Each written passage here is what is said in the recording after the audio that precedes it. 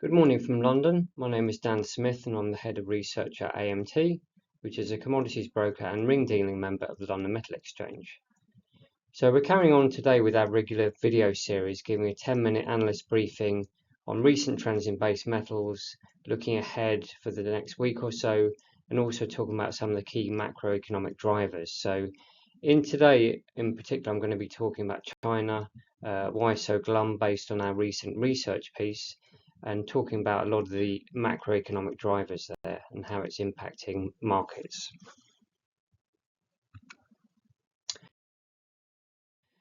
So before I do that, just in our previous videos, we've spoken about these key drivers for base metals.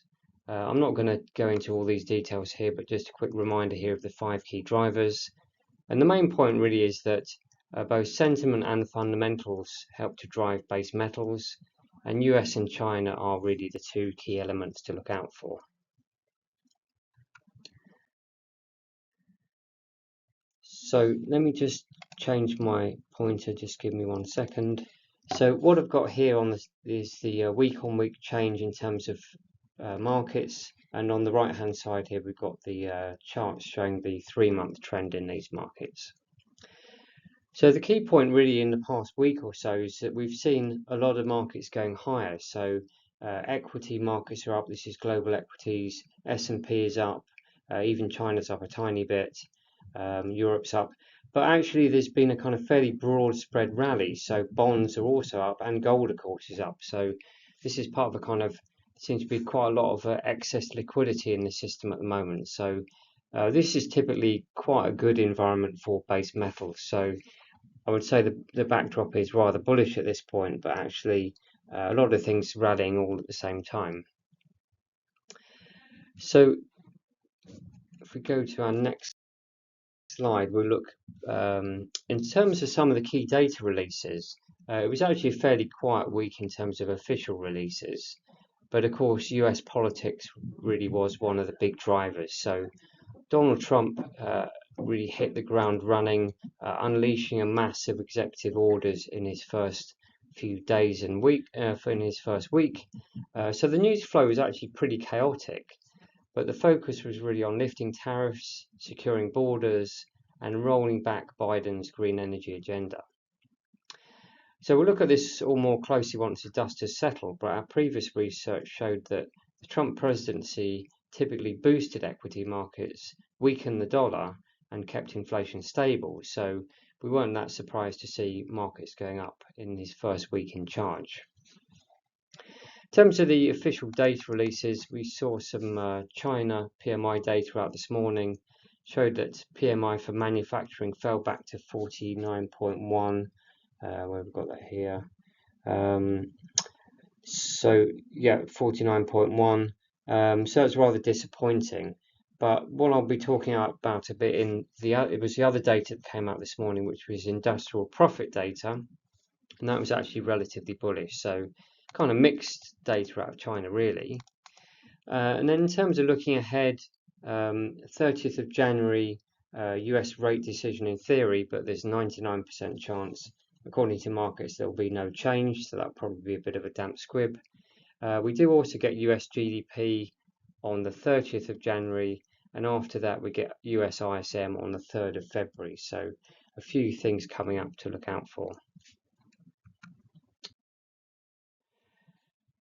So in terms of the backdrop, as I say, everything was quite bullish last week for financial markets, but in terms of base metals here, we can see the picture is kind of slightly subdued really. So we did see copper and tin outperforming, which makes sense I think, but overall the sentiment was slightly bearish I think. So we saw things like zinc and nickel falling by 3 to 4%. And then on the right hand side here we've got the trend so far this year. So we can see that copper is up by 6%, tin by about 4%, aluminium by about 4%. And so the backdrop has been reasonably bullish so far this year, but something of a kind of weakness in the past week. Zinc, of course, looking very depressed, down by 5%. It does make sense, this we think, because the demand backdrop for zinc is still pretty bearish. So construction and housing activity is still pretty depressed in China, so that's helping to keep prices under downward pressure.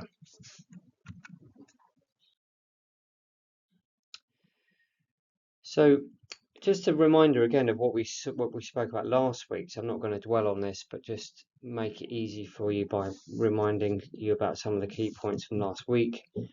So we spoke really about the industrial production data gathering momentum in December. We spoke about construction activity remaining pretty weak, and we highlighted that the Chinese economy still faces a number of very serious structural challenges, and so the foundations of economic growth are not that solid.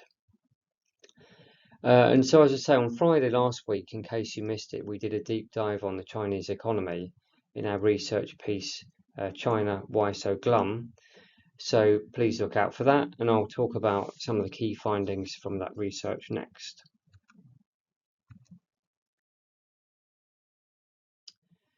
So the first thing we look at in the research piece is credit conditions, and that's because this is a leading indicator of economic growth and, of course, metals demand as well. So in the left-hand chart here, we can see total social financing, so that's the complete credit picture. We can see here that actually it looked pretty strong at first glance, so a very strong upturn in December for TSF. But the important thing is actually that this wasn't really as strong as it at first appears. So a lot of this was being driven by attempts to clean up hidden debts, reconstruct local government balance sheets via debt swaps, and it doesn't actually reflect new financing being provided to the economy, so it's rather misleading. So new credit is not being created, but hidden debts are just being seen for the first time. So this is an important process, but it does give a misleading impression of strength.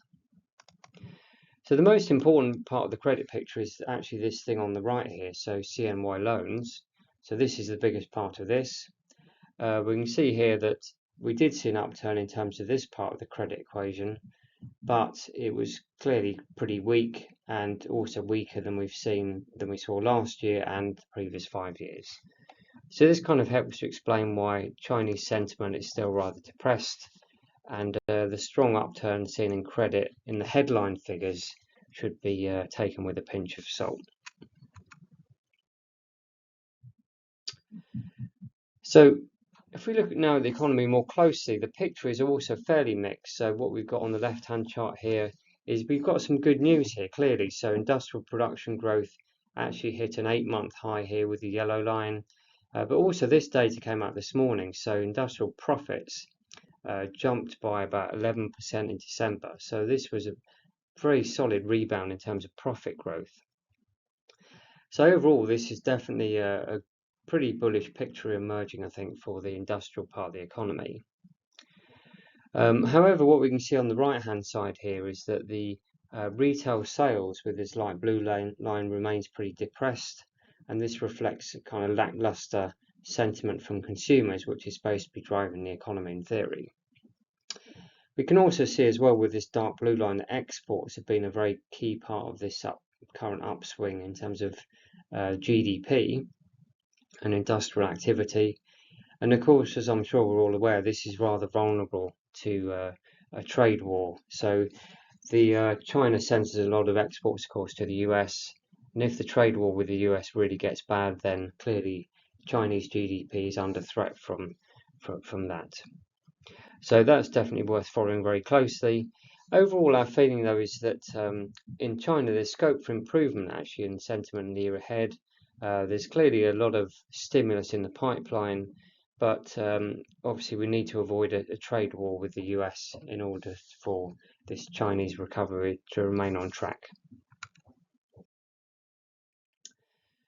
So again, some good news here actually as well. So if we look more close at metals demand itself, China seems to have turned the corner recently. So fabricated copper output, this is the best proxy for demand.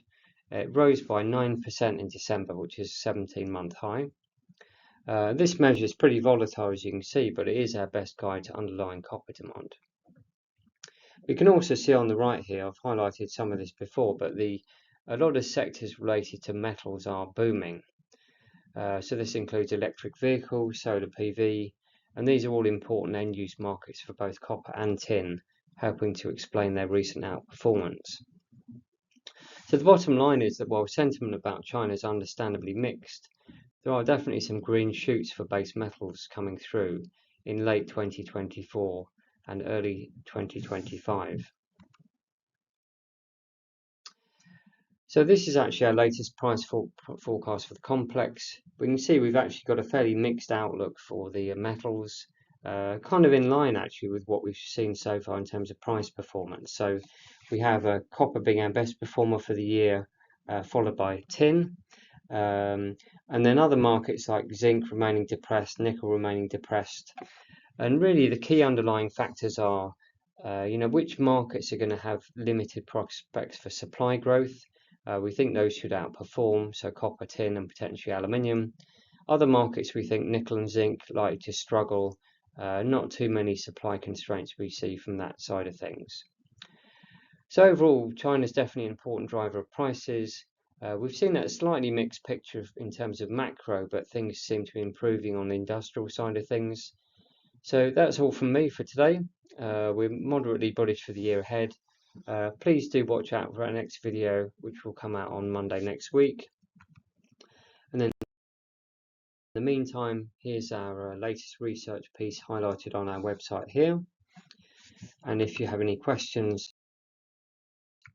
please do get in touch. My email is shown here. So thank you all very much for your attention and speak to you soon. Bye.